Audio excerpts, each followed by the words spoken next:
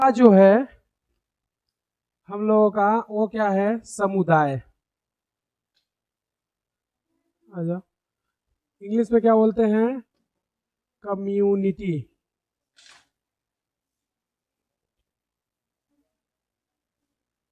तो कम्युनिटी या समुदाय के बारे में हम बात करें तो हमने तुम लोगों को बताया था कि डिफरेंट ग्रुप के स्पीसीज का समूह यानी कि अलग अलग जाति के जीवों का समूह वो क्या कहलाता है, समुदाय। यानी कि पॉपुलेशन हो लेकिन अलग अलग जाति का हो, तो अगर 3-4 जाति के समूह को आपस में मिला दे तो वो क्या बन जाएगा, कम्युनिटी या समुदाय। तो समुदाय है क्या, डिफरेंट स्पीसीज का ग्रुप, यानी कि विभिन्न प्रकार के जाति के जीवों का समूह क्या कहलाता है, समुदाय। तो इसमें हम लोग इसकी परिभाषा क्या बता सकते हैं कि विभिन्न विभिन्न जाति के जीवों का समूह समुदाय कहलाता है,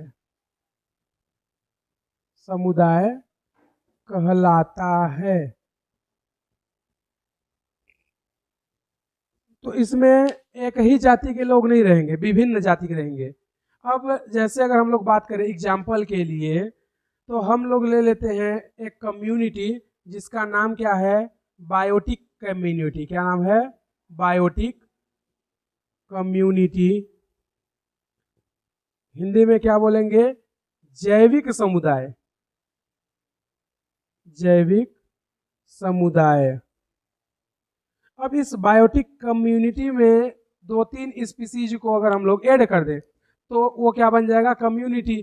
तो जैसे हम लोग ले लेते हैं क्या, ह्यूमन स्पीसीज। उसके साथ साथ इसमें क्या ले ले, बैक्टीरिया, और इसके साथ साथ इसमें क्या ऐड कर देते हैं, फंगी। तो देखोगे ह्यूमन की स्पीसीज अलग है, बैक्टीरिया की स्पीसीज अलग होती है, फंगी की स्पीसीज अलग होती है। तो इन सभी को मिलाकर के एक कम्युनिटी बनी जिसका नाम क्या दे दिए, बायोटिक कम्युनिटी या जैविक समुदाय। तो यही तो बोला है कि विभिन्न जाति के जीवों का समूह। तो ह्यूमन अलग जाति का है, बैक्टीरिया अलग जाति का है, फंगी अलग जाति का है। तो अलग अलग जाति के जीवों का समूह क्या कहलाएगा, कम्युनिटी। और जैसा रहेगा उसके हिसाब से उस कम्युनिटी का नाम चेंज होता रहेगा। अगर हम लोग समुदाय के गुण या लक्षण की बात करें, समुदाय के गुण या इसी को क्या बोल सकते हैं, समुदाय का लक्षण। तो नंबर पहला होता है जैविक विविधता। तो जैविक मतलब कोई लिविंग ऑर्गेनिज्म होना चाहिए, विविधता मतलब डिफरेंट डिफरेंट टाइप की स्पीसीज होना चाहिए। तो ये बोलता है कि जो समुदाय का गुण है उसमें जैविक विविधता होनी चाहिए, मतलब अलग अलग जाति के जीव अलग अलग क्षेत्र में फैले रहे। तो जितना ज्यादा जैविक विविधता होगा समुदाय का नाम या समुदाय उतना ही ज्यादा बड़ा होगा। तो जैविक विविधता मतलब, जैविक मतलब कोई जीवित जीव, विविधता मतलब अलग अलग प्रकार के जीव। भाई जितने अलग प्रकार के जीव रहेंगे विविधता उतना ही ज्यादा रहेगी, जितने कम अलग प्रकार के जीव रहेंगे विविधता उतना ही कम रहेगी। तो जितना ज्यादा अलग अलग प्रकार के जीव रहेंगे जैविक विविधता उतना ही ज्यादा रहती है। उसको हम लोग क्या बोलते हैं, समुदाय के लक्षण। दूसरे लक्षण की हम लोग बात करें, दूसरा लक्षण होता है प्रभाविता, जिसको हिंदी में बोलते हैं डोमिनेंसी।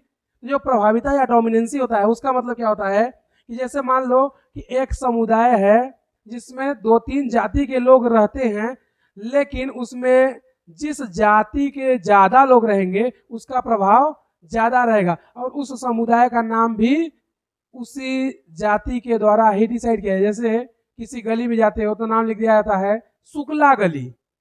इसका मतलब कि उस गली में रहने के लिए बहुत सारे लोग हैं, बहुत तरह के लोग हैं, लेकिन वहां पर शुक्ला वाले लोग ज्यादा रहते हैं, इसलिए उस मोहल्ले का नाम क्या रख दिए, शुक्ला गली। यानी कि वो लोग क्या हो गए, वहां के प्रभावी, यहाँ की वहां के डोमिनेंसी, तो उस गली का नाम भी क्या होगा, उनके अकॉर्डिंग होगा, क्योंकि उनकी संख्या क्या है, ज्यादा है। तो अगर संख्या ज्यादा है तो उस जगह का नाम भी उन्हीं के अनुसार होता है, तो उसी को क्या बोलते हैं, डोमिनेंसी। मतलब रहने के लिए बहुत टाइप के लोग हैं, लेकिन ज्यादा कौन है, शुक्ला जाति के लोग, तो उस जगह का नाम क्या हो गया, शुक्ला गली।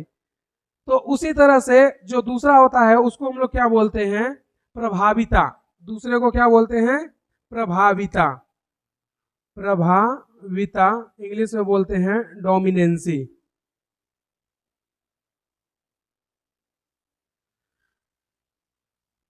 जैसे अगर इसमें हम लोग एग्जाम्पल की बात करें तो प्रोसोपिस जो होता है, एक पादप होता है प्रोसोपिस, ये कहाँ पाया जाता है, अरावली पर्वत पर। कहाँ, अरावली पर्वत। और ये अरावली पर्वत है कहाँ, राजस्थान में। कहाँ है, राजस्थान में। तो ऐसा नहीं है कि इस अरावली पर्वत पर सिर्फ प्रोसोपिस पादप ही पाया जाता है, मिलने के लिए वहां पर बहुत प्रकार के पादप मिलते होंगे, लेकिन ज्यादा कौन पाया जाता होगा, प्रोसोपिस। इसलिए उस जगह का नाम क्या रख दिए, प्रोसोपिस समुदाय।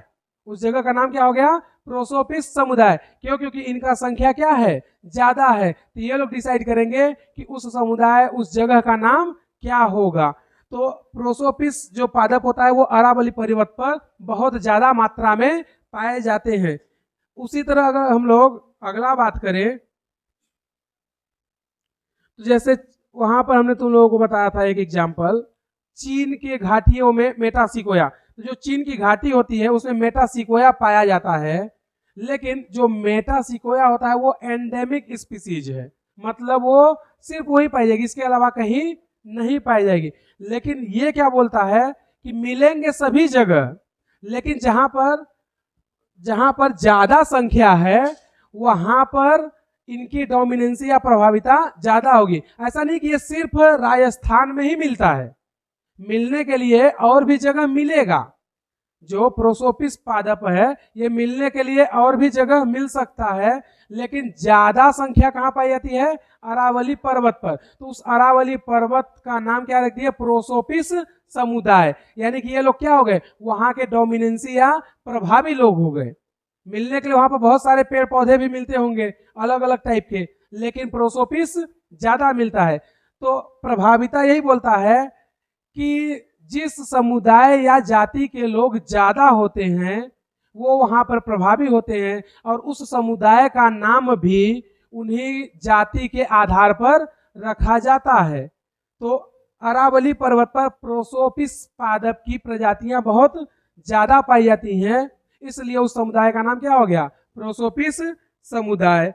तो ये जो समुदाय के नाम होते हैं ये सब कौन डिसाइड करता है, जो डोमिनेंट होता है, जिनकी संख्या ज्यादा होती है, वो डिसाइड करेंगे कि उस जगह का नाम क्या होगा।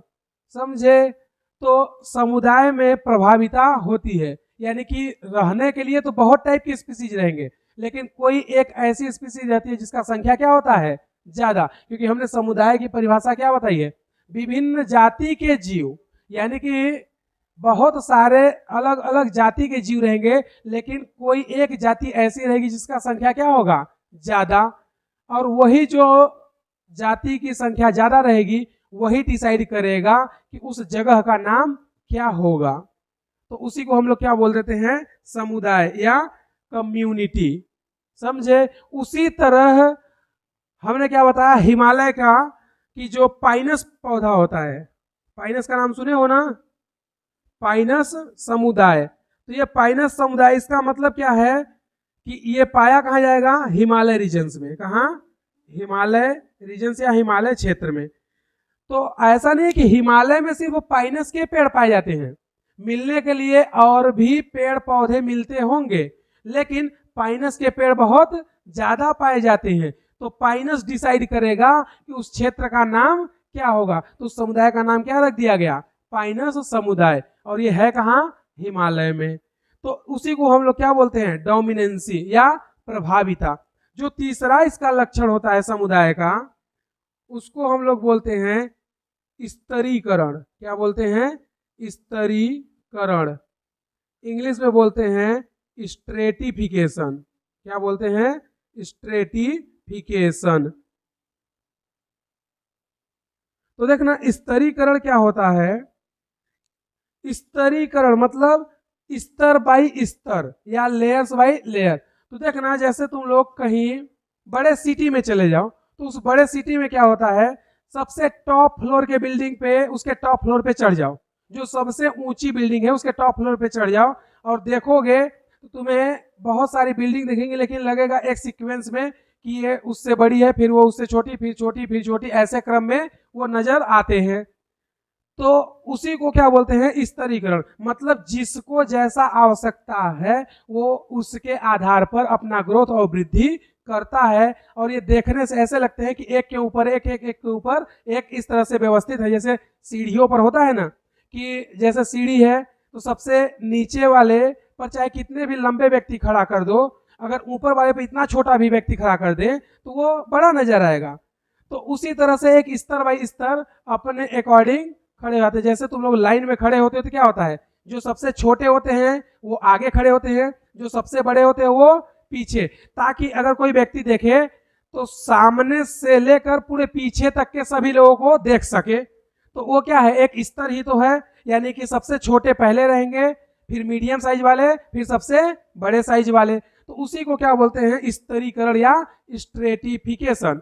अब ये स्ट्रेटिफिकेशन या स्तरीकरण होता है, इसमें हम लोग विस्तृत अध्ययन करेंगे कि क्या क्या होता है। जैसे अगर हम लोग जंगलों की बात करें तो जो उष्णकटिबंधीय वर्षावन होते हैं, जहां पर एवरग्रीन फॉरेस्ट जिसको बोलते हैं, जो सदा हरा भरा रहता है, वहां पर अगर पादपों को देखें तो उसमें जो सबसे छोटे छोटे पेड़ पौधे होते हैं, जिनको हम लोग बोलते हैं सतही पादप, सरफेस ड्वेलर्स, वो सबसे पहले दिखेंगे। फिर उसके बाद हर, उसके बाद श्रब, फिर उसके बाद ट्री, यानी कि सतही पादप, फिर उसके बाद छूप, फिर शाक, फिर उसके बाद पादप। तो उस क्रम में वो सभी व्यवस्थित होते हैं। इसका मतलब क्या है कि जिनको कम प्रकाश चाहिए वो छोटे छोटे रहेंगे, जिनको ज्यादा प्रकाश चाहिए उन्हें बड़ा होना पड़ेगा ताकि उसे ज्यादा और जल्दी प्रकाश मिल सके। अगर वो छोटा रहेगा तो उसको प्रकाश कम मिलेगा, क्योंकि जो बड़े पेड़ पौधे हैं वो पूरे प्रकाश को क्या कर लेंगे, रोक देंगे। तो छोटे वालों को प्रकाश कम मिलेगा। तो जिनको जैसा प्रकाश की आवश्यकता होती है उसके आधार पर पौधे छोटे बड़े होते रहते हैं। तो जंगलों में अगर देखोगे तो जब किसी ऊंचाई पर चढ़ के देखोगे तो ऐसा लगता है जंगल में कि छोटे पेड़ आगे हैं और बड़े वाले पेड़ पीछे हैं। तो ऐसा लगता है जैसे बहुमंजिल इमारत एक लाइन से, लाइन बाई लाइन लगी है, जिसमें सबसे छोटी बिल्डिंग पहले है, उससे थोड़ी बड़ी बिल्डिंग उसके पीछे, सबसे बड़ी बिल्डिंग सबसे पीछे है। तो इसका मतलब कि जो छोटे छोटे पौधे होते हैं वो सबसे आगे और जो सबसे बड़े पौधे होते हैं वो सबसे लास्ट में। तो ऐसा दिखाई देता है जैसे बहुमंजिला इमारत हो। तो वो सब किसका एग्जाम्पल है? स्तरीकरण का। तो जो स्तरीकरण होता है इसमें अपनी आवश्यकता के अनुसार जीव और पेड़ पौधे क्या करते हैं? वृद्धि करते हैं। अगर हम लोग स्तरीकरण बात करें किसकी? झील की। तो झील एक तुम लोग देखे होगे, तो झील में देखोगे तो झील में 3 क्षेत्र होता है। अगर हम लोग झील की बात करें तो जैसे देखना, ये हमारा क्या हो गया? लेक। क्या हो गया? लेक, या इसी क्या बोलते हैं? झील। तो लेक या झील में अगर हम लोग बात करें किसकी? स्तरीकरण की। तो झील में 3 क्षेत्र होते हैं। कौन कौन? 3 क्षेत्र। हम लोग तीनों क्षेत्रों को डिवाइड कर देते हैं।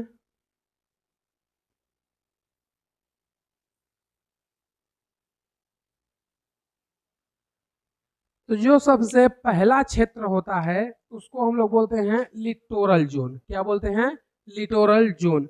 अर्थात ऐसा क्षेत्र जो थोड़ा दलदली होता है, हल्का कीचड़ गीला होता है। क्योंकि यहाँ पर जो जगह है, इस जगह को देखोगे तुम लोग तो ये जो जगह है, ये वाली प्लेस, ये ना तो ज्यादा सूखा रहेगा और ना ही बहुत ज्यादा गीला रहेगा और ना ही बहुत गहरा रहेगा। यानी कि ये किनारे का क्षेत्र है जहां पर छिछला पानी रहता है, हल्का पानी और हल्का मिट्टी और कुछ कीचड़। तो ऐसे क्षेत्र को छिछला क्षेत्र बोलते हैं, जहां पर पानी और कीचड़ कम मात्रा में होते हैं, बहुत गहरा नहीं होता है। इस क्षेत्र को क्या बोलते हैं? Littoral zone. क्या बोलते हैं? Littoral zone. और इस लिटोरल जोन पर जड़ युक्त वनस्पतियां पाई जाएंगी। कैसी?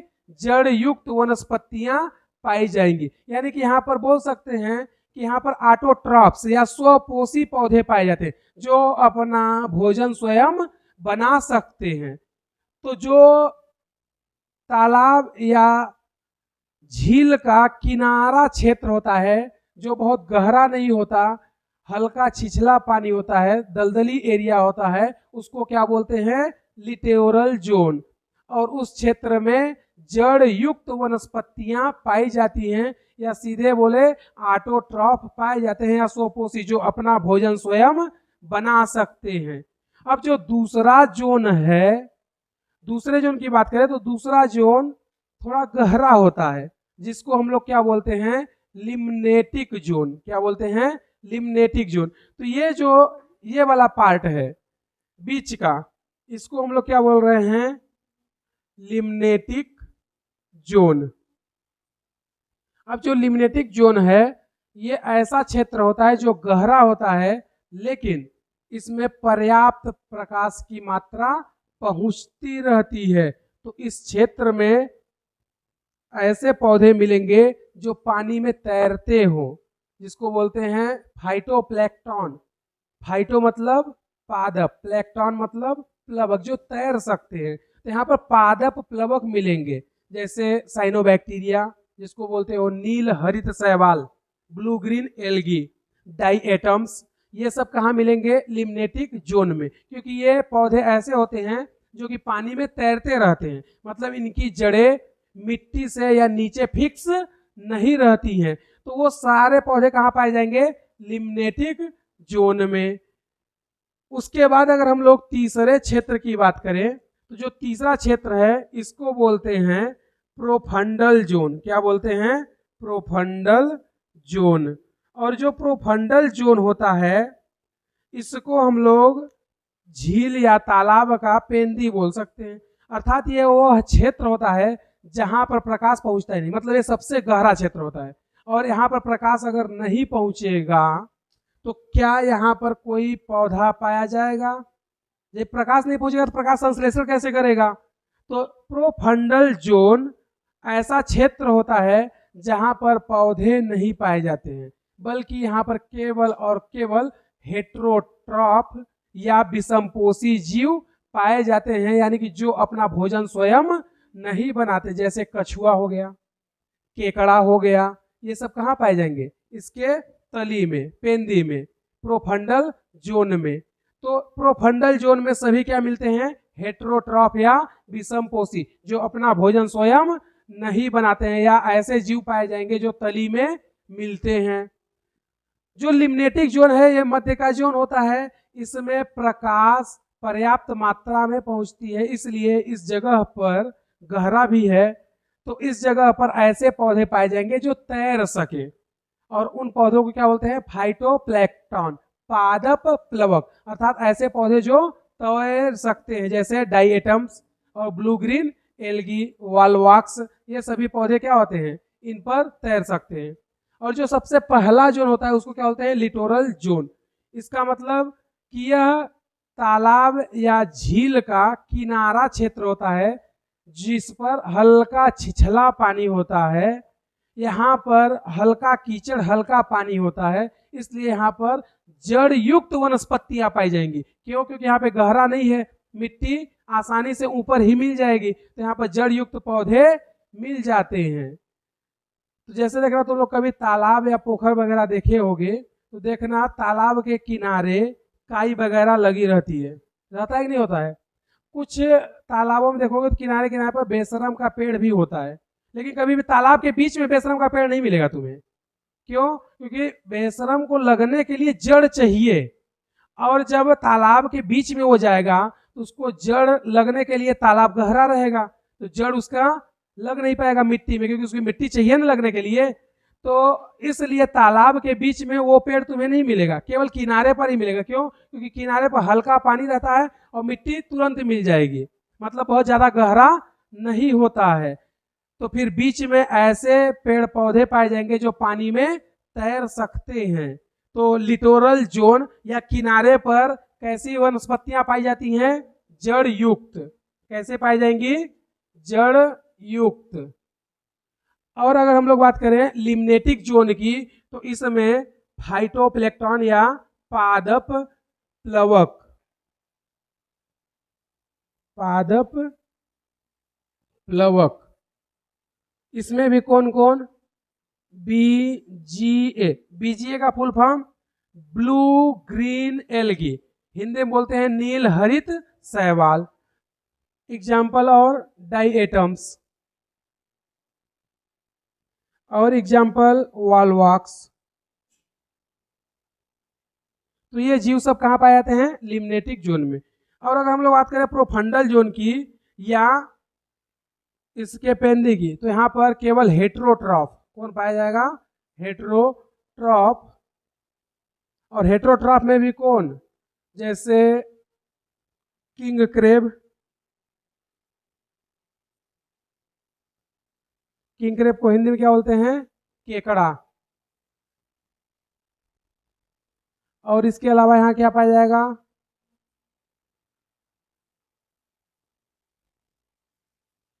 कछुआ। और क्या मिल सकता है यहाँ पर? एक और जीव होता है, उसका नाम क्या होता है? घोंघा। घेंघा बोलते हैं, घोंघा बोलते हैं? घोंघा बोलते हैं ना। घेंघा तो रोग होता है आयोडीन की कमी का। हाँ, स्नेल, गार्डन स्नेल।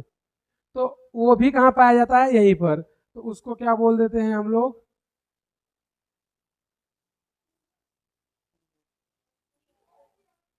नहीं, सी हॉर्स अलग होता है, स्नेल। तो ये सब कहाँ पाए जाएंगे? तली में। तो ये क्या हो गया? प्रकाश की आवश्यकता के अनुसार झील का स्तरीकरण। मतलब जिन पौधों को ज्यादा प्रकाश चाहिए वो सब क्या रहेंगे? किनारे, लिटोरल जोन में, क्योंकि यहाँ पर जड़युक्त पौधे पाए जाएंगे। जिनको कम प्रकाश चाहिए वो क्या रहते हैं? लिम्नेटिक जोन में। और जिनको प्रकाश ही नहीं चाहिए वो कहाँ रहेंगे? तली में। तो ये क्या हो गया? झील का स्तरीकरण, स्ट्रेटिफिकेशन ऑफ लेक। तो झील के 3 क्षेत्र होते हैं। पहला कौन? Littoral zone. हिंदी में लिटोरल को बोलते हैं वलांचल क्षेत्र, लिम्नेटिक को बोलते हैं सरोवर क्षेत्र, और प्रोफंडल को बोलते हैं तलांचल क्षेत्र। तो इसका हिंदी भी लिख दे रहे हैं। प्रोफंडल को क्या बोलेंगे? तलांचल। तलांचल मतलब तल, तलांचल क्षेत्र। इसको क्या बोलेंगे? सरोवर या सरोवरी क्षेत्र। और इसको क्या बोलते हैं? वलांचल।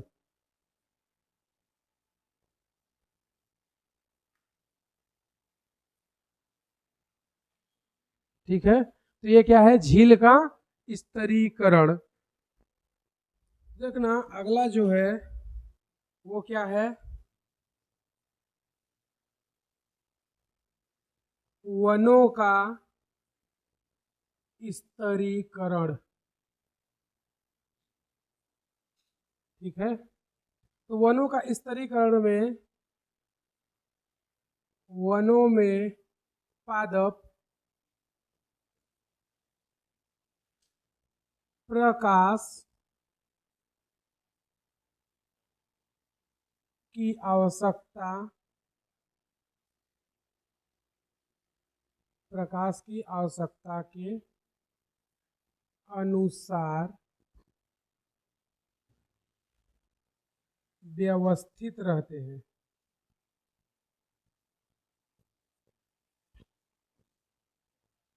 ठीक है। जैसे अगर हम लोग एग्जाम्पल की बात कर लें तो सबसे पहले कौन रहेंगे? सतही जीव, जिनको हम लोग बोलते हैं सरफेस ड्वेलर्स। उसके बाद कौन आएंगे? हर्ब या शाकीय पौधे। उसके बाद कौन आएगा? Under shrub. हिंदी में क्या बोलेंगे? छोटे छूप। Under shrub. और उसके बाद क्या आएंगे? श्रब।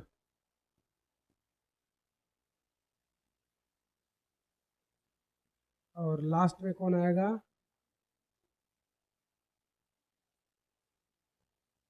पेड़ यानी ट्री। तो इसमें देखोगे तो ये जो क्रम है वनों में स्तरीकरण का है, यानी कि जिस पौधे को जितना ज़्यादा प्रकाशीय हो उसके अनुसार से अपना वृद्धि करता है। तो यहाँ पर मेन किसके आधार पर पौधे अरेंजमेंट होते हैं? प्रकाश की आवश्यकता के।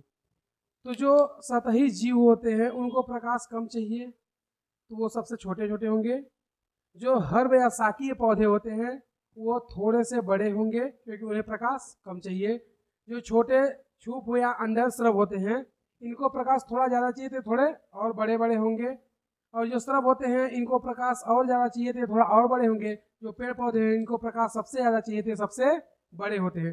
तो ये सब एक क्रम में व्यवस्थित रहते हैं, यानी कि इसको प्रकाश सबसे ज़्यादा चाहिए तो सबसे बड़ा रहेगा। तो जब इनको हम लोग देखते हैं तो जो एनसीईआरटी है वो क्या बोलती है? एनसीईआरटी बोलती है कि सर्वाधिक सुस्पष्ट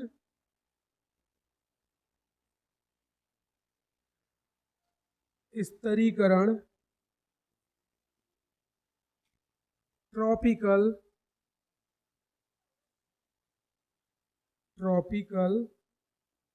रेन फॉरेस्ट।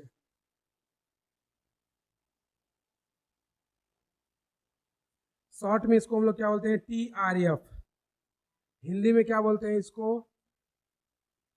उष्ण कटिबंधीय वर्षावन।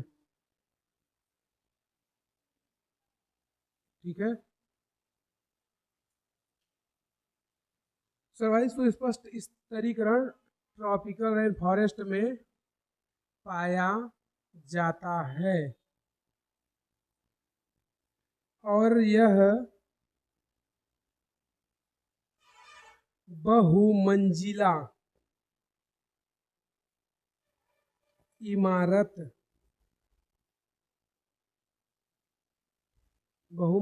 इमारत जैसा दिखता है। तो ये हो गया वनों का स्तरीकरण। मतलब वनों में जब देखोगे तो पौधे प्रकाश की आवश्यकता के अनुसार जिसको जितना लाइट चाहिए उसके हिसाब से वो लोग वृद्धि करते हैं। और ये हमें ऐसे देखने से लगता है जैसे एक के ऊपर एक पेड़ पौधे व्यवस्थित हैं। तो उसी को एनसीईआरटी बोलता है कि सबसे अच्छा जो स्तरीकरण है वनों का वो कहाँ मिलेगा? हमें TRF या ट्रॉपिकल रेन फॉरेस्ट में। और देखने से ऐसा लगता है जैसे यह बहुमंजिला इमारत है, मतलब एक बिल्डिंग जो छोटी है उसके पीछे उससे बड़ी बिल्डिंग, उससे पीछे उससे बड़ी बिल्डिंग, सबसे पीछे में सबसे बड़ी बिल्डिंग। तो उस तरह से ये दिखाई देता है। तो ये क्या हो गया? वनों में स्तरीकरण। समझे?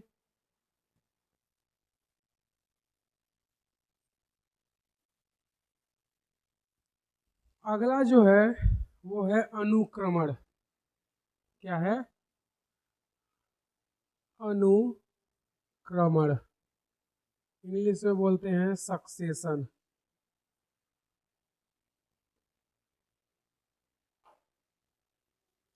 तो जो अनुक्रमण या सक्सेशन है ये होता क्या है?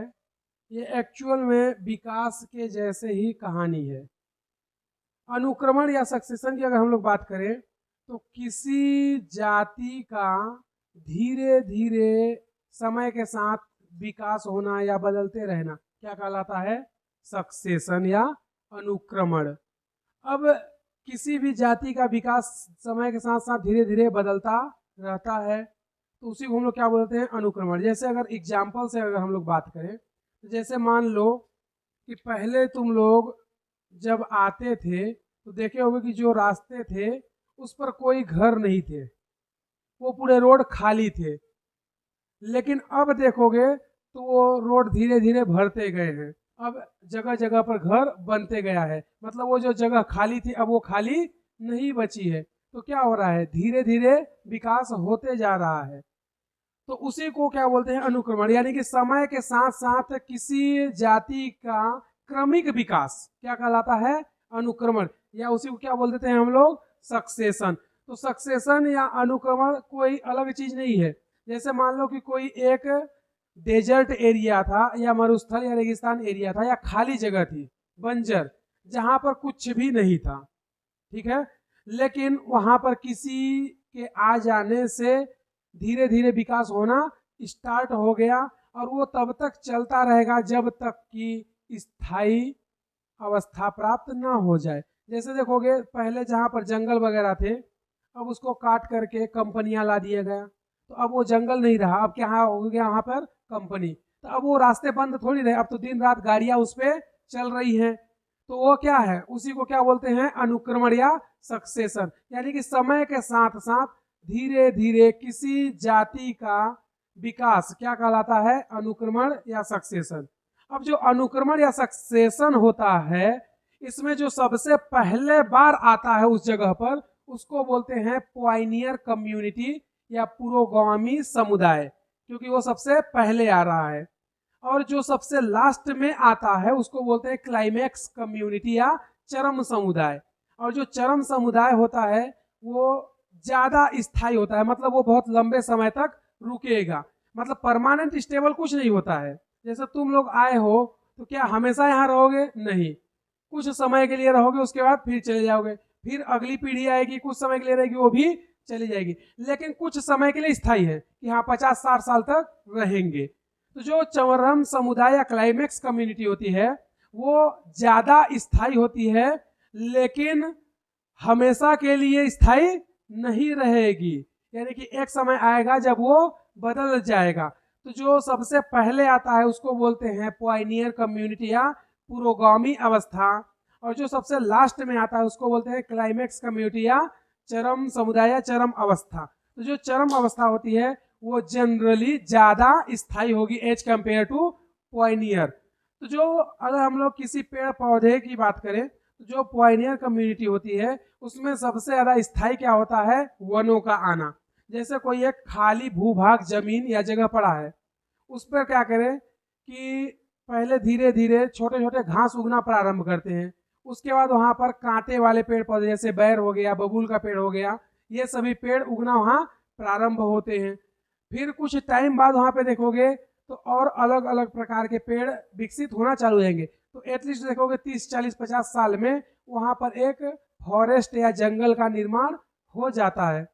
अब देखोगे तो वो जो पेड़ पौधे सबसे लास्ट में आए थे वो बहुत लंबे समय तक टिके रहेंगे, तो उसी को हम लोग क्या बोलते हैं, चरम अवस्था या चरम समुदाय, यानी कि वो स्थायी है लेकिन हमेशा के लिए वहां नहीं रहेगी, कुछ समय के लिए है, जैसे ही कोई अवस्था में चेंज होगा वो वहां से चली जाएगी। तो उस चीज को आने और जाने के लिए जिम्मेदार वो समुदाय ही होता है। जैसे अभी का वातावरण की बात करें तो अभी जितने भी जीव हैं, जैसा वातावरण इस जगह पर कर रहे हैं कि प्रदूषण बहुत ज्यादा हो रहा है, बहुत से ज्यादा जीवाश्मी ईंधन का यूज कर रहे हैं, तो अब जो अगली पीढ़ी आएगी वो ही सरवाइव कर सकती है जो प्रदूषण में रह पाए। भाई ऐसी पीढ़ी ही जहां पर जीवित रह पाएगी जो प्रदूषण में रह सके बिना जीवाश्मी ईंधन के, तब तक तो जीवाश्मी ईंधन खत्म हो जाएगा। तो इसको जो वातावरणीय परिस्थितियां थी इसको बदल किसने दिया, मनुष्य ने खुद, किसके द्वारा, मानवीय क्रियाकलाप के द्वारा, यानी कि खुद से उसने वहां की परिस्थितियों को बदल दिया। अब वहां पर ऐसे जीव जंतु या ऐसे लोग रहेंगे जो उस इन्वायरमेंट या वातावरण में सरवाइव कर सके, यानी कि अपना जीवन व्यतीत कर सके। तो अभी जितना ज्यादा प्रदूषण फैल रहा है, अब जो अगली पीढ़ी आएगी यहाँ पर वही जीवित रह सकती है जो इस प्रदूषण में अपने आप को सरवाइव कर सके, जो नहीं कर पाएगी वो मर जाएगी, जो कर लेगी वो जिंदा रहेगी। तो यानी कि किसी भी कम्युनिटी का आना और जाना ये उसी पर डिपेंड करता है, और उसको जाने के लिए भी जिम्मेदार कौन होता है, वो कम्युनिटी खुद होती है। तो जो अनुक्रमण है ये क्या बोलता है कि किसी जाति के समुदाय का धीरे धीरे विकास होना क्या कहलाता है, अनुक्रमण। अनुक्रमण में जो सबसे पहली स्पीसीज या जाति आती है उसको बोलते हैं पुरोगामी जाति या पुरोगामी अवस्था, और जो सबसे लास्ट में आती है उसको बोलते हैं क्लाइमेक्स या चरम अवस्था। तो ऐसा नहीं है कि कोई जीव आया और सीधे क्लाइमेक्स पर पहुंच जाएगा, क्योंकि यहाँ से क्लाइमेक्स तक का सफर तय करने में बहुत लंबा टाइम लगता है। जैसे तुम लोग पढ़ाई करते हो तो ऐसा थोड़ी है कि रातों रात में तुम लोग पूरा नीट यूजी या नर्सिंग का पेपर एक दिन में निकाल देते हो।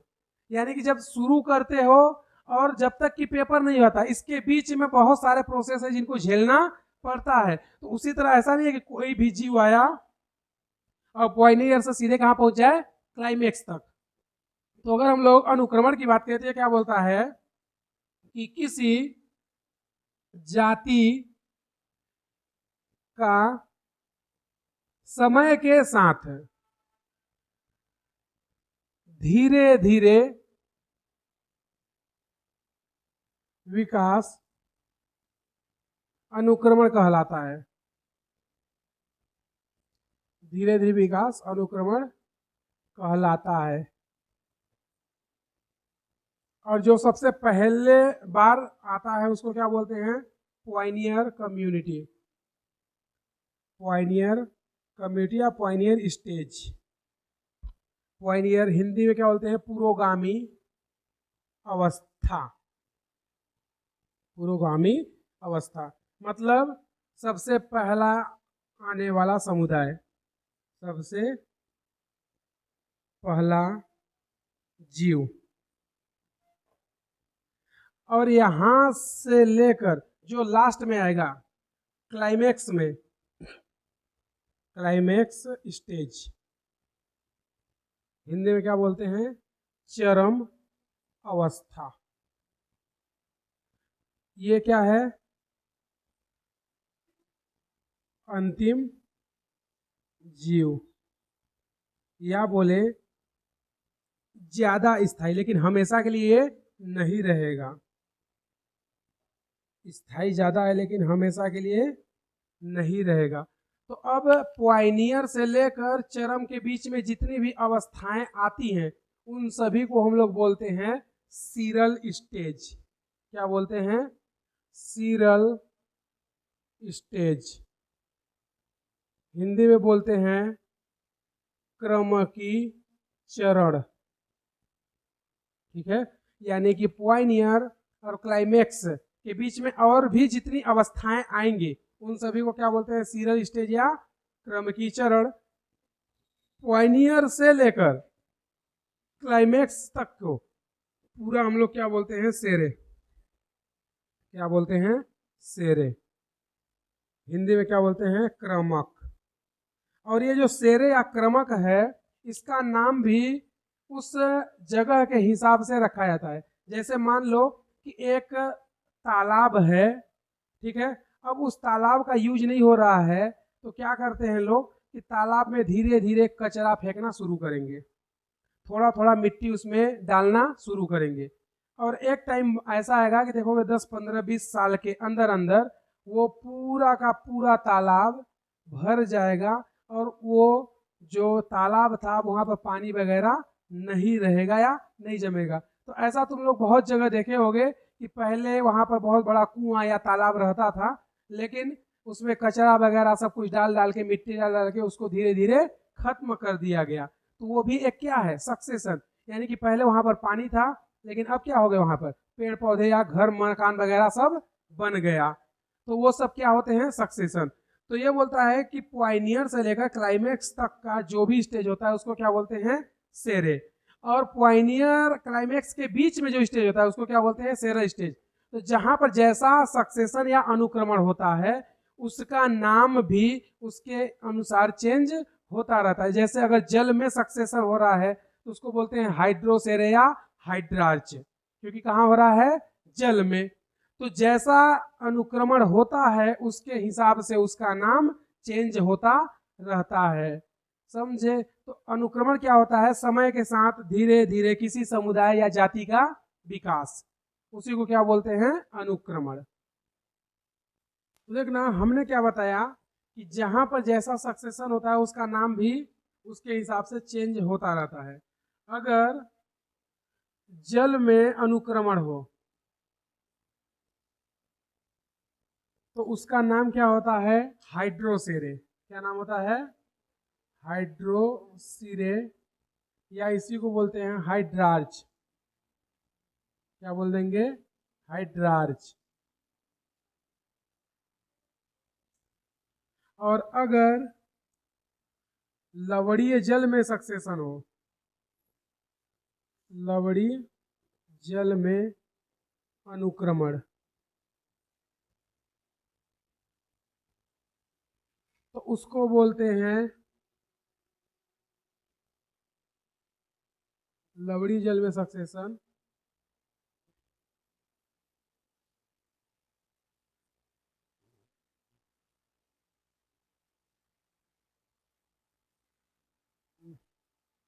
लवणीय जल ऑक्जेलो नहीं हाइलोसीरे, हेलोसेरे। और अगर सक्सेशन हो अम्लीय जल में, अम्लीय जल में, तो इसको बोलते हैं ऑक्जेलो सेरे। और अगर हो मरुद्भिद में या मरुस्थल में,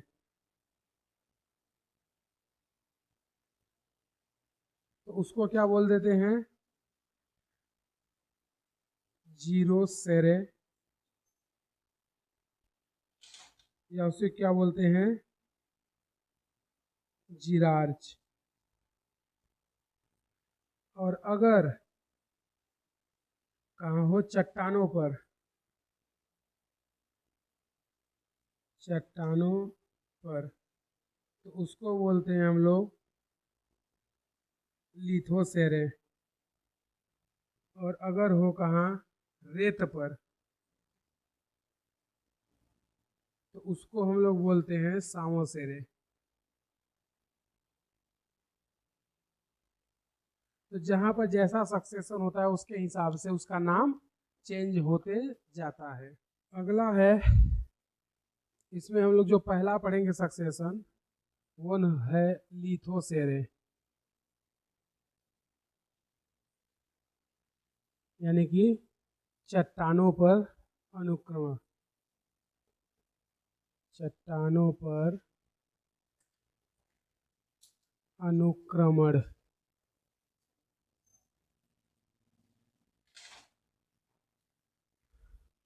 तो इसका तुम्हें स्टेज और एग्जाम्पल दोनों याद रखने, मतलब सबसे पहले कौन आता है, फिर उसके बाद कौन आएगा, फिर उसके बाद कौन आएगा, और सबसे लास्ट में कौन आता है। ये तो उसके स्टेज का नाम हो गया। उसके साथ साथ तुम्हें ये भी पता होना चाहिए कि किसका एग्जाम्पल क्या है, क्योंकि सीक्वेंस भी पूछ देता है और एग्जाम्पल भी पूछ देता है। तो लिथोसेरे मतलब चट्टानों पर अनुक्रमण। तो हमने अनुक्रमण के क्या बताया कि किसी समुदाय के जाति का धीरे धीरे समय के साथ विकास क्या कहलाता है? अनुक्रमण। तो अब जो लिथोसेरे है चट्टानों पर अनुक्रमण, जैसे मान लो कि एक बहुत बड़ा चट्टान है, ठीक है, और वहां पर कोई भी जीव नहीं रहता है। तो अब क्या होगा कि उस चट्टान पर ऐसे जीव जंतु या ऐसा मनुष्य या ऐसे लोग रहने आएंगे जो उस चट्टान पर रह सके, ठीक है, तभी तो वहां पर विकास शुरू होगा। तो लिथोसेरे यानी कि चट्टानों पर अनुक्रमण में जैसे बहुत बड़े चट्टान के टुकड़े हैं, तो उस क्षेत्र में या उस जगह पर ऐसा जीव या ऐसा लोग या ऐसा मनुष्य रहने जाएगा जो उस क्षेत्र में रह सके। क्यों? क्योंकि वहां पर पूरा चट्टान ही चट्टान है, यानी कि पूरा एरिया कैसा होगा? ड्राई या शुष्क होगा। तो जो इसका पहला स्टेज आता है उसको बोलते हैं क्रस्टोज लाइकेन। क्या बोलते हैं? Crustose lichen. तो जो फर्स्ट स्टेज है उसको हम लोग नंबर ए ले रहे हैं, उसको बोलते हैं क्रस्टोज लाइकेन। अब ये जो क्रस्टोज लाइकेन होता है, तो हमने तुम लोगों को पहले ही बताया था कि लाइकेन मतलब कवक और शैवाल का सहजीवी संबंध। कवक और शैवाल का सहजीवी संबंध क्या कहलाता है? लाइकेन। लेकिन उस लाइकेन का इसने नाम दे दिया है क्या? Crustose lichen. तो ये जो क्रस्टोज लाइकेन है उस चट्टान पर जाएगा और अपना जीवन प्रारंभ करेगा। अब वहां पर ये जीवन प्रारंभ करेगा तो हम लोग बोल सकते हैं कि उस चट्टान पर सबसे पहली बार रहने के लिए क्रस्टोज लाइकेन आया था। कौन आया था? Crustose lichen. तो क्रस्टोज लाइकेन वहां पर गया है, इसका मतलब है कि वहां पर वो शुष्कता को सहन कर सकता है, क्योंकि वहां पर सारा एरिया कैसा है? ड्राई है, मतलब वहां पर पानी की कमी होगी, शुष्क होगा, नमी बहुत कम होगी, तभी तो ऐसा जीव वहां रहने जाएगा। तो जो क्रस्टोज लाइकेन है ये क्या हो गया? पायनियर कम्युनिटी या पुरोगामी समुदाय, यानी कि जो सबसे पहले उस जगह पर रहने जाता है वो क्या कहलाता है? पायनियर कम्युनिटी या पुरोगामी समुदाय। और अगर वो वहां पे रहना गया है तो वहां का वातावरण कैसा है? शुष्क है, यानी वहां पर पानी वगैरह नहीं है, वायु कैसी है? ड्राई है। तो क्रस्टोज लाइकेन क्या हो गया? वहां का पायनियर कम्युनिटी या पुरोगामी अवस्था या पुरोगामी समुदाय, यानी कि जो सबसे पहले वहां रहने जाएगा उसको क्या बोलेंगे? पुरोगामी अवस्था। तो जो क्रस्टोज लाइकेन है ये क्या हो गया? ये हो गया पायनियर, पायनियर स्टेज या पायनियर कम्युनिटी बोल दे। अब जो पायनियर कम्युनिटी है इसका मतलब क्या है कि सबसे पहले कौन रहने आया था? Crustose lichen. तो ये हो गया पुरोगामी समुदाय, और सबसे पहले रहने कौन आया है? Crustose lichen. अगर ये यहाँ पे रहने आया है तो यहाँ का वातावरण कैसा है? शुष्क, यानी कि ये शुष्कता को सहन कर सकता है, तभी तो यहाँ रहने आया है, सहन कर सकता है। और अगर ये शुष्कता को सहन कर सकता है इसीलिए यहाँ पर रहने आया है। अब ये करेगा क्या? क्रस्टोज लाइकेन जो होते हैं ये क्या करते हैं? चट्टानों को अच्छे से मजबूती से पकड़ लेते हैं। अब चट्टानों को ये लोग पकड़ लेंगे तो क्या करते हैं? ये लोग ऑर्गेनिक एसिड या कार्बनिक अम्लों का स्त्रावण करते हैं, और वो जो अम्ल स्त्रावित होते हैं जब चट्टानों पर पड़ते हैं तो वो चट्टानें धीरे धीरे टूटने लगती हैं। तो अब जो क्रस्टोज लाइकेन था वो रहने कहाँ आया था? चट्टानों पर। लेकिन उसने क्या किया? ऑर्गेनिक एसिड का निर्माण शुरू किया, और वो ऑर्गेनिक एसिड जब चट्टानों पर पड़े तो वो क्या हो जाएगा? ऑर्गेनिक एसिड धीरे धीरे टूट जाएगा, और टूट करके छोटे छोटे सॉइल या मिट्टी के पार्टिकल बनाएगा। लेकिन क्रस्टोज रहने कहाँ आया था? चट्टानों पर। और उसने बना क्या दिया? छोटे छोटे पत्थर के कण या मिट्टी के कण बना दिया, यानी कि ये खुद अपने जगह को क्या कर दिया? प्रतिकूल बना दिया। यानी कि ये रहने आया था चट्टानों पर लेकिन उस जगह को ये बदल दिया। अब इसे मजबूरी में वहां से जाना पड़ेगा। क्यों? क्योंकि ये मिट्टी में थोड़ी रहने आया था, ये तो चट्टानों पर रहने आया था, और चट्टान रही ही नहीं। तो फाइनली जो भी कम्युनिटी आती है रहने, वही अपने वातावरण को प्रतिकूल बना देती है और मजबूरन उसे वहां से जाना पड़ता है। तो अब उस जगह पर रहने कौन आएगा? उस जगह पर वो जातियां रहने आएंगी जो उस छोटे छोटे पार्टिकल्स या मिट्टी के कणों पर रह सके, क्योंकि क्रस्टोज तो अब रह नहीं सकता, क्योंकि क्रस्टोज को क्या चाहिए? चट्टान चाहिए, और चट्टान है नहीं। तो क्रस्टोज क्या करता है?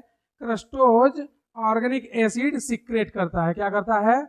ऑर्गेनिक एसिड सिक्रेट करेगा। और जब ऑर्गेनिक एसिड सिक्रेट करेगा तो इससे होगा क्या? जो रॉक है ये ब्रेक हो जाएगा। रॉक क्या हो जाएगा? ब्रेक हो जाएगा, और टूट के सॉइल पार्टिकल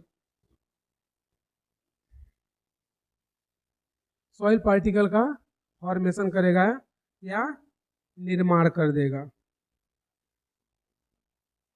तो जो क्रस्टोज लाइकेन था इसका लक्षण क्या था? कि ये कहाँ रहने आया है? चट्टानों पर। ये सबसे पहले रहने आया है, इसलिए इसको क्या बोलते हैं? पायनियर कम्युनिटी या पुरोगामी समुदाय। उसके साथ साथ अगर हम लोग क्रस्टोज लाइकेन की बात करें तो ये ऐसे जगह पर रहना पसंद करेगा जहां पर क्या हो, शुष्क जगह हो, यानी ये शुष्कता को सहन कर सकता है, इसीलिए वहां रहने आया था। लेकिन ये करता क्या है, ऑर्गेनिक एसिड का निर्माण करके स्त्रावित करता है, इसके कारण चट्टाने टूट टूट कर छोटे छोटे मिट्टी के कण बनाना प्रारंभ कर देंगे। और यही जो मिट्टी के कण बन रहे हैं, अब क्रस्टोज लाइकेन के लिए क्या कर देंगे, प्रतिकूल वातावरण, यानी कि क्रस्टोज लाइकेन को अब यहाँ पर फाइनली जाना पड़ेगा। तो फिर अब इस सॉइल पार्टिकल पर ऐसे जीव रहने आएंगे जो इसमें रह सकते हैं, क्योंकि क्रस्टोज यहाँ पर नहीं रह सकता, क्योंकि क्रस्टोज को रहने के लिए क्या चाहिए, चट्टान, और वो चट्टान नहीं बची। तो अब क्रस्टोज को यहाँ से क्या होगा, जाना पड़ेगा। तो क्रस्टोज यहाँ से फिर जाएगा। तो ये लिथोसेयर या चट्टानों पर अनुक्रमण का पहला स्टेप क्या, क्रस्टोज लाइकेन। क्रस्टोज लाइकेन को हिंदी में बोलते हैं परपटी शैल अवस्था। क्या बोलते हैं, परपटी शैल अवस्था। अब उसके बाद होगा क्या कि थोड़े थोड़े सॉइल के पार्टिकल बने हैं, तो ऐसा ना हो कि बारिश हो और वो मिट्टी के कण बह जाएं, तो फिर ऐसे पौधे या ऐसे जीव को आना पड़ेगा जो उस मिट्टी के कणों को होल्ड करके या पकड़ के रखता हो। ठीक है, क्योंकि इसने जो सॉइल पार्टिकल बनाया है या चट्टानों के छोटे छोटे कणों को बनाया है, अगर हवा चलेगी या बारिश होगा तो वो मिट्टी के कण उड़ जाएंगे। तो फिर ऐसे पेड़ पौधे या ऐसे जीव जंतुओं को आना पड़ेगा जो उन मिट्टी के कणों को होल्ड करके रख सके या पकड़ के रख सके। तो क्रस्टोज तो चला गया, तो फिर यहाँ पर आएगा कौन, ऐसे जीव जो इस मिट्टी के कणों को या इस सॉइल पार्टिकल को पकड़ के रख सके, ताकि अत्यधिक तेज बारिश या आंधी तूफान आए तो ये मिट्टी के कण उड़े ना। जैसे तुम लोग जब घर साइड में रहते हो तो बहुत तेज आंधी आती है, देखते हो धूल वगैरह सब उड़ने लगती है, यानी कि जो मिट्टी की सबसे ऊपरी लेयर है वो उड़ने लगता है। ऐसा थोड़ी है कि उड़ करके इतना बड़ा ढेगा तुम्हारे कपारे पर गिर जाता है, ऐसा नहीं होता है ना। केवल मिट्टी के कण जो ऊपरे ऊपर रहते हैं, जो सूखे रहते हैं, वो उड़ते हैं। तो इसका मतलब क्या हुआ कि अगर उसको बचाना है तो ऐसे चीजों को वहां पर रखें जो कि उसको रोक सके। तो सेम वही कहानी इसमें होती है कि ऐसा जीव यहाँ पर अब रहने आए जो इस सॉइल पार्टिकल या मृदा को रोक सके। तो अब कौन आएगा, फोलिएज लाइकेन। अब जो फोलिएज लाइकेन होता है इसमें थैलस संरचना होती है, मतलब ये थैले की तरह रहता है, इसमें पत्तियां भी थोड़ा बहुत पाई जाती है। तो जो इसका दूसरा स्टेज होता है बी नंबर, वो बी नंबर क्या होता है, फोलिएज, अच्छा इसको हिंदी में क्या बोलते हैं, परपटी शैल अवस्था। जो दूसरा स्टेज आता है बी नंबर, उसको क्या बोलते हैं, फोलिएज लाइकेन। अब ये जो फोलिएज लाइकेन है ये कैसा रहता है, थैलस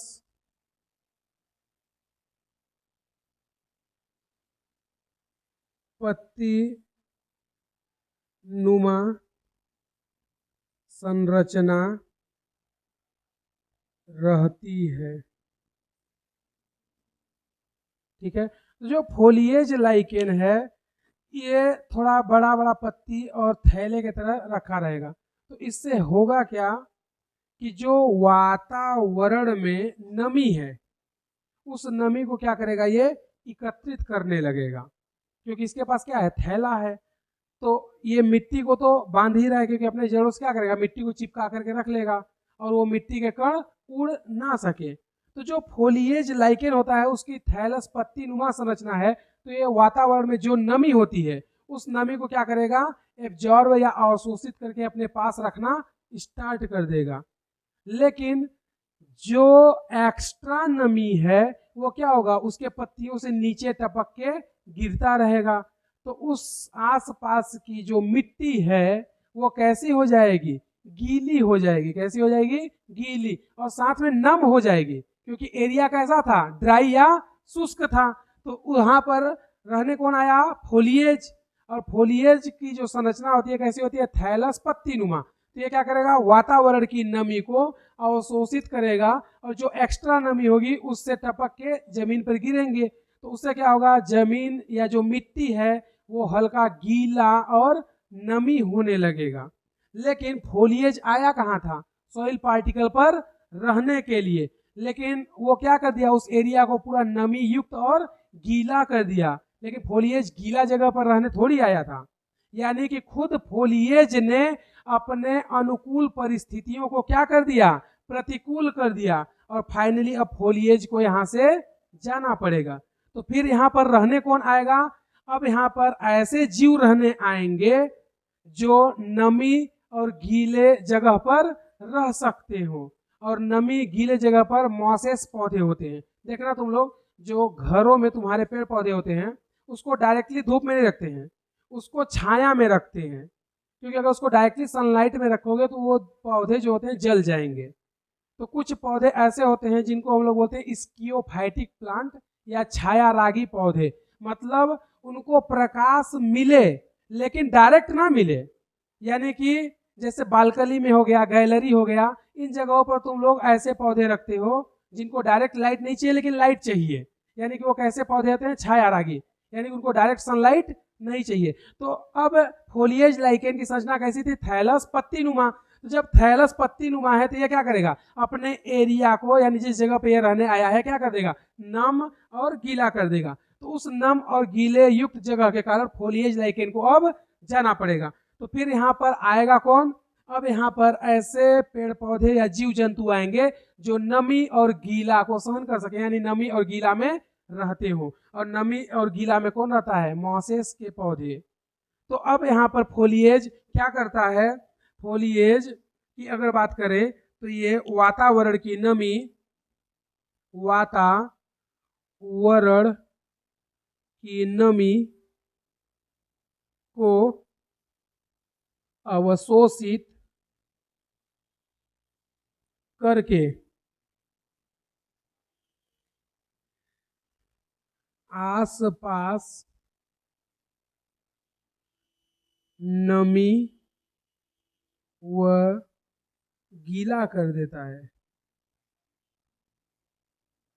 और फाइनली इसे अब जाना पड़ेगा। अब सी नंबर कौन आएगा, मॉसेस। कौन आएंगे, मॉसेस स्टेज।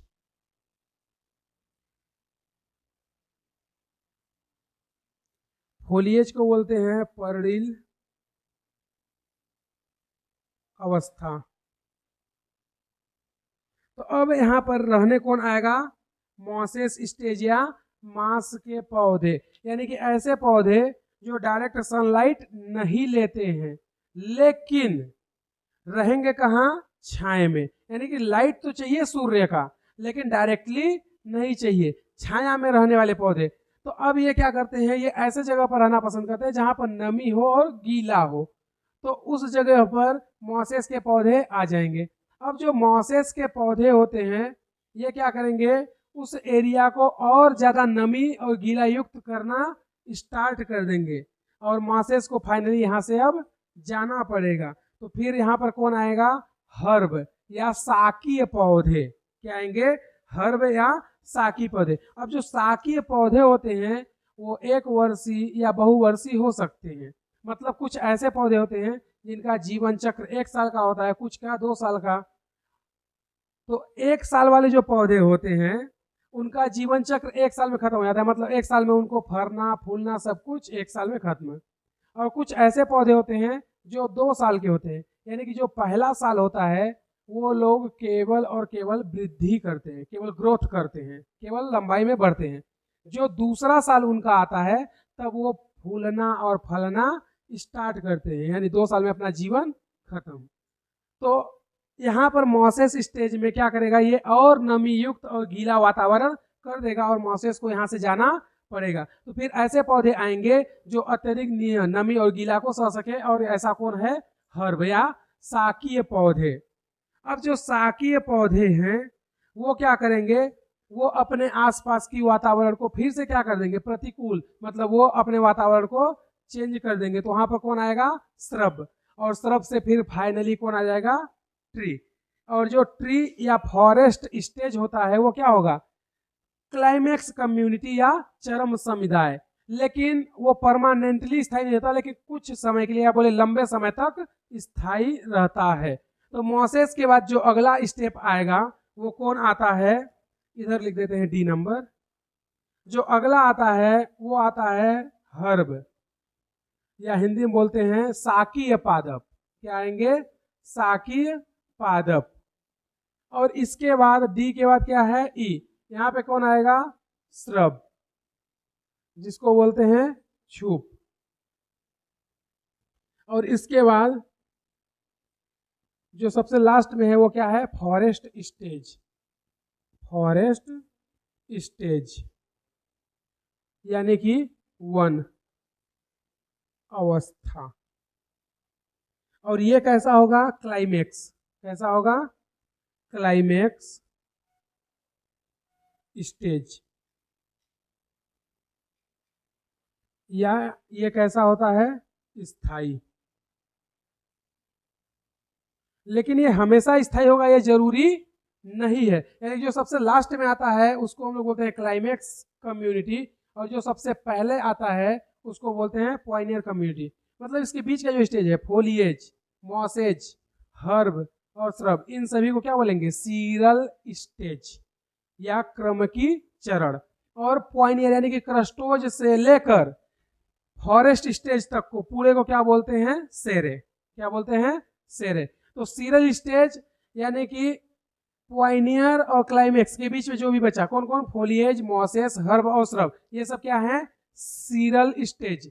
और पॉइनियर से लेकर क्लाइमेक्स तक का जो भी स्टेज है उन सभी को सम्मिलित रूप से क्या बोलते हैं, सेरे या क्रमक। तो ये हो गया चट्टानों पर अनुक्रमण या चट्टानों पर सक्सेशन। मतलब एक चट्टान था, वहां पर किस तरह से धीरे धीरे वन का निर्माण हो गया। समझे, छाप दो।